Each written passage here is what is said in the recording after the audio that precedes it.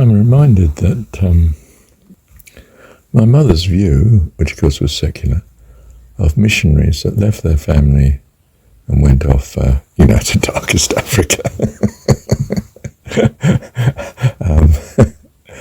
that they were in the wrong. That, what about the poor family? Provision for the family perhaps, but presence of dad and husband. That they had a priority right over whoever it was being ministered to. It's true, one could argue, yes, but not necessarily with God. God may love all equally, and the answer is yes, but that's because he has all power and possible provision. We are in a finite, limited capacity, and therefore we prioritize. And it's given us to have a sense of self and family that does prioritize. It seems to be part of the survival in this, temporary survival in this transitory experience that we have here. But the experience is of value. We want the children to be at school, learning. So we don't want a situation where they all tend to leave very quickly because they're not taking care of themselves. They're not giving priority, and they need to, given limited ability and resources.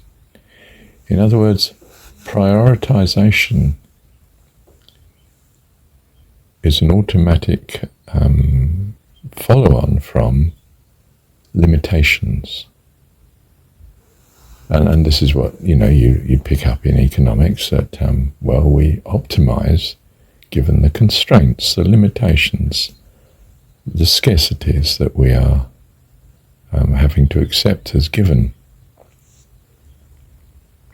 And sure, we try to extend those boundaries where we can, and that's what what we think of as economic progress might be about, even if it is, exploiting of the natural resources. But in some sense, that's what's going on. And in some sense, also, it's a logical follow-on from the necessity of prioritization, optimization.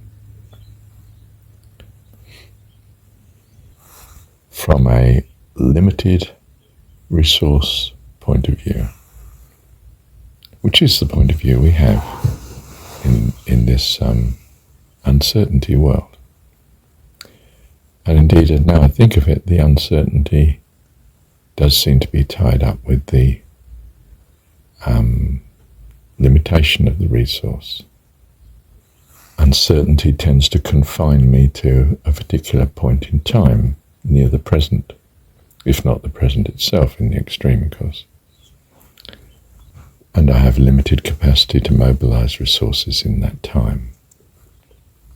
Therefore, I prioritize. I optimize. I do what seems to be best. Which might be a sort of knee-jerk reaction. I thought you were going to hit me, so I hit you first. In the extreme, I thought you were going to kill me, so I killed you first. This doesn't mean killing is validated in all circumstances, but there are circumstances in which it is, because there's a primacy put upon us in being in the classroom. Yes, I do help the girl sitting next to me with her maths, and she helps me with my English, spelling especially, but I don't put as much energy and effort into helping her as I do into studying and understanding myself. I'm just charitable with my surplus of time and resources and application. It's at the margin I'm happy to give. which says something of what I value over and above what my constraint is.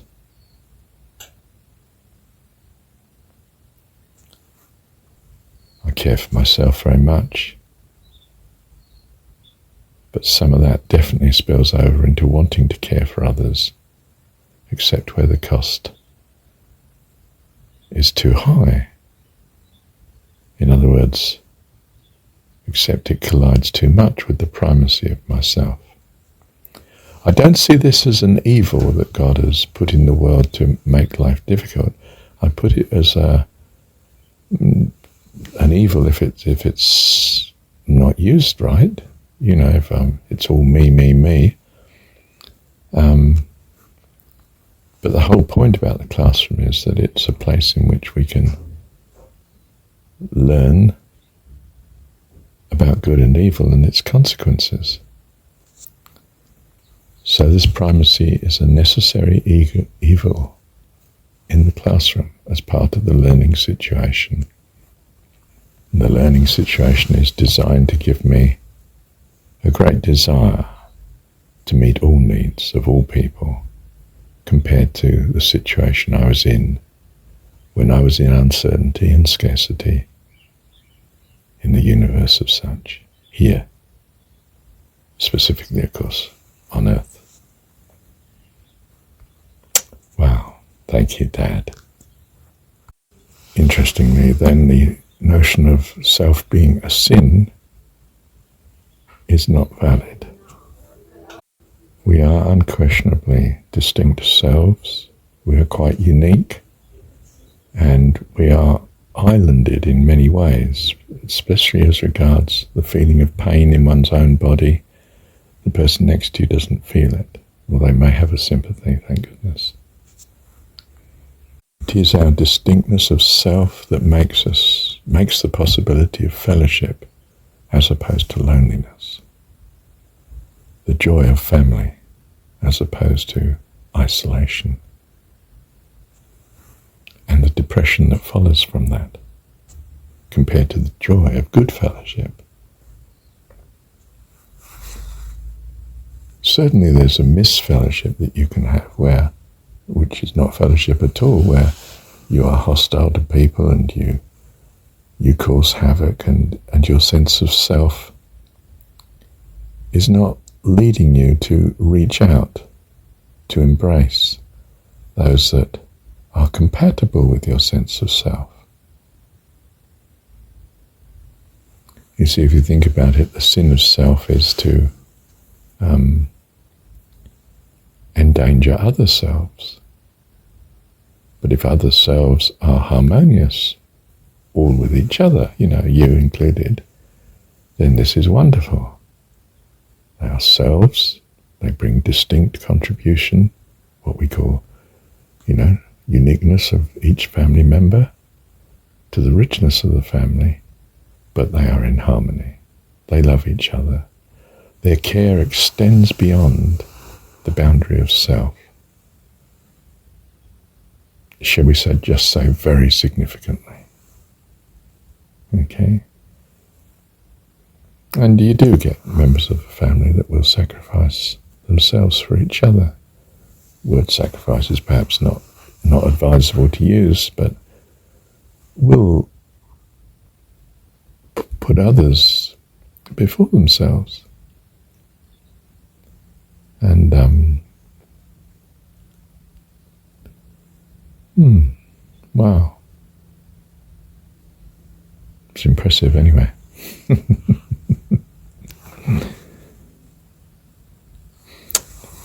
Yeah, thank you, Dad.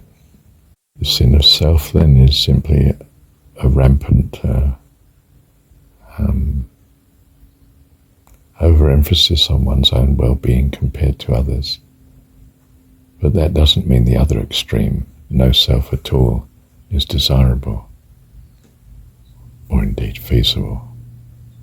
And I really think that is the argument at that extreme, that it's just not feasible, you don't exist. And such people that have no conception of self